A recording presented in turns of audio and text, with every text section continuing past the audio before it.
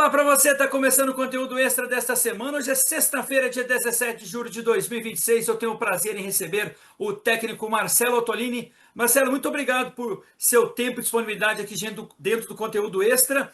Falar um pouquinho do futebol de cegos. Ele teve uma mudança na nomenclatura, né? Você estava me falando antes da entrevista, antes era futebol de 5 e agora é futebol de cego, é isso? Você que é técnico da ADEF aqui no Distrito Federal, obrigado mais uma vez. Fala, Edu.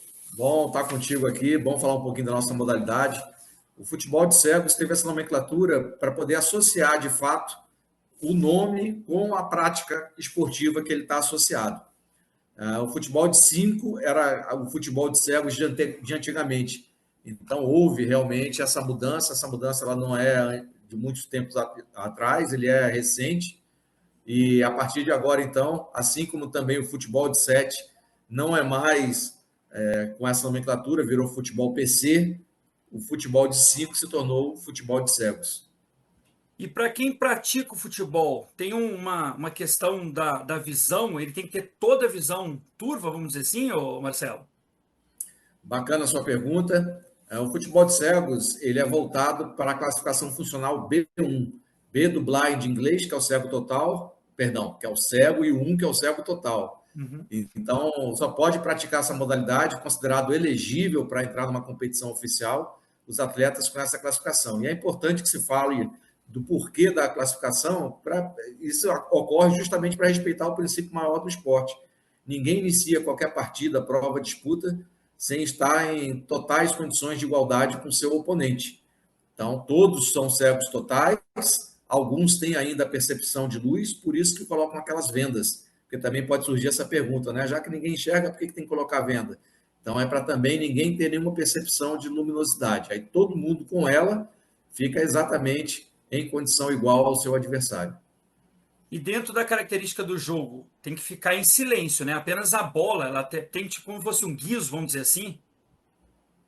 O silêncio é para a plateia, quem está lá no ambiente do jogo, para não atrapalhar a comunicação entre os membros das equipes e a arbitragem com os atletas. Você sabe que nós temos 5 sentidos, desses 5 sentidos nós descartamos 3, ninguém joga cheirando a bola, ninguém joga lambendo a bola, eles já não enxergam, então sobram 2, que é o tato, é o contato do corpo com a bola, e a audição, que é escutar o guizo que a bola que o guizo, né, que o barulho que o guizo faz quando a bola se movimenta, para eles poderem então ter o mapa mental, o deslocamento, as ações técnicas e táticas, poderem praticar a modalidade. Por isso que o silêncio é importante, né? Quando tem muita gente na plateia falando, atrapalha eles ouvirem as orientações dos técnicos, ouvirem o que a arbitragem está dizendo, se comunicarem entre si na quadra e principalmente escutar a bola. Esse é o maior desafio. E a questão do goleiro, é que nem um goleiro de futebol de campo, ou é um goleiro mais relacionado ao futsal? Questão da área, assim, tem a metragem, vamos dizer assim. O goleiro ele enxerga, ele é um auxiliar na partida para que o jogo aconteça, né? Então, diferente do futsal convencional, o futebol de cegos é uma adaptação do futsal convencional. O goleiro ele não tem tanto protagonismo no jogo, né? A sua área ela é menor, não é aquela área que nós vemos na quadra.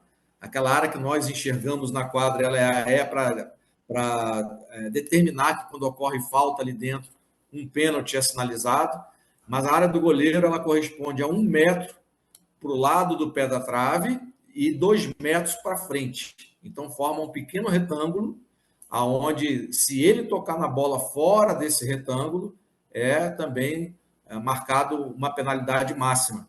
O goleiro não pode arremessar a sua bola para o campo adversário diretamente, ela tem que obrigatoriamente bater no seu campo defensivo, e não vale também gol do goleiro, mesmo ele chutando uma bola rasteira. Ele é apenas um auxiliar para que a partida aconteça. E respondendo diretamente à sua pergunta, todas as equipes hoje estão buscando bons goleiros oriundos do futsal convencional. E falar um pouquinho do Marcelo, como é que ele começou dentro dessa modalidade? Já foi entrando direto na ADEF aqui no Distrito Federal? Fala um pouquinho da sua trajetória, Marcelo, por favor. Edu, eu ingressei no movimento paralímpico em 2008.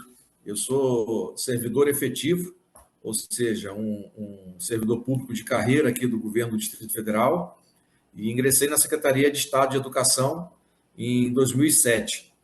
Então, eu já vinha com atividades em escolas particulares, eu já tinha um bom currículo com futsal, a minha trajetória no futsal me permitiu ganhar todos os títulos que você imaginar na condição de competições escolares. E quando eu ingressei na Secretaria de Educação, uma colega me viu onde eu estava atuando e me chamou para trabalhar no Paralímpico. Isso numa região administrativa que corresponderia aí a um município vizinho à capital, né, uma cidade adjacente à capital. Então, eu trabalhava nessa região administrativa e lá eu fazia o atendimento do futsal para pessoas com deficiência intelectual, bocha paralímpica, tênis de mesa paralímpico e o atletismo paralímpico. Nós éramos coordenados a nível central e toda semana tínhamos que participar de uma reunião.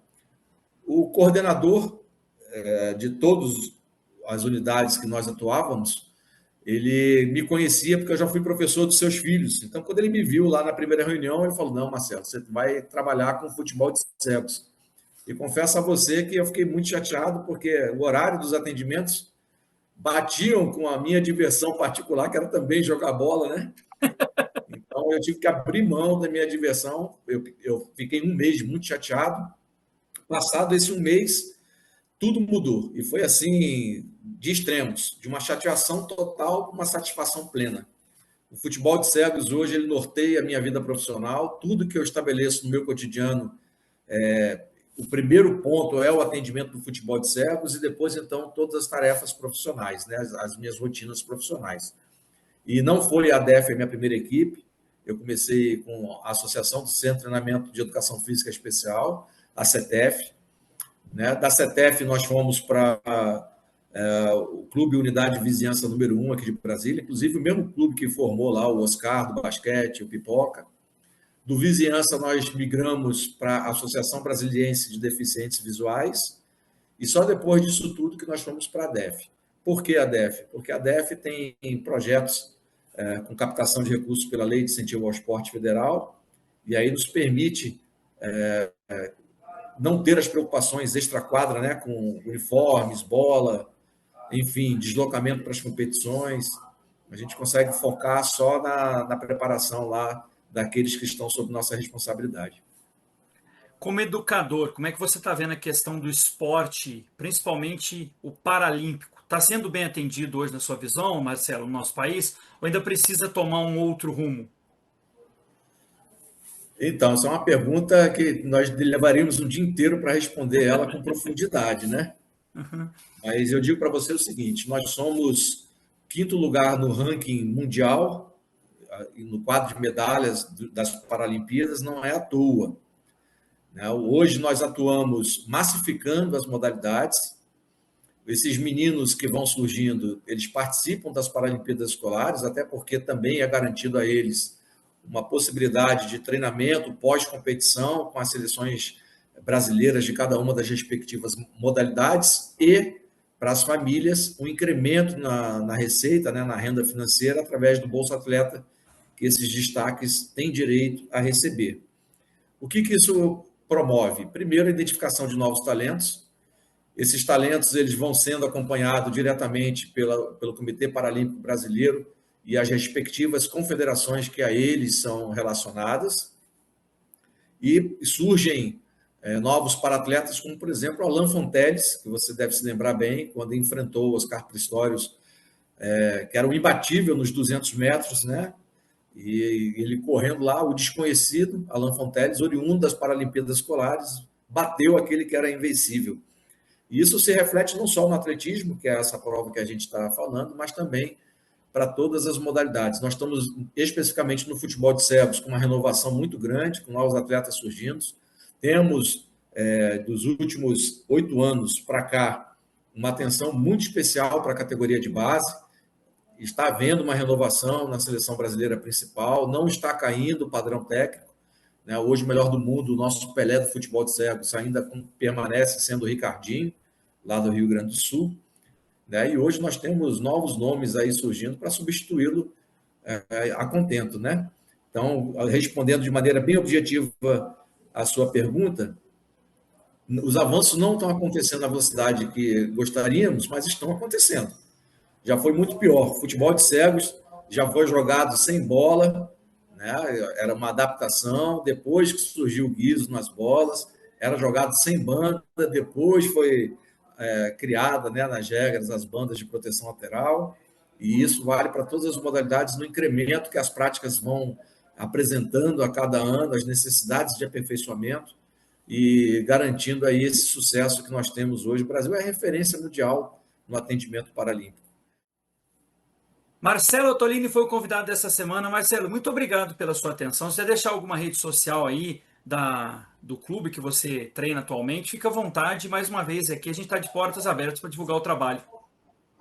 Ok.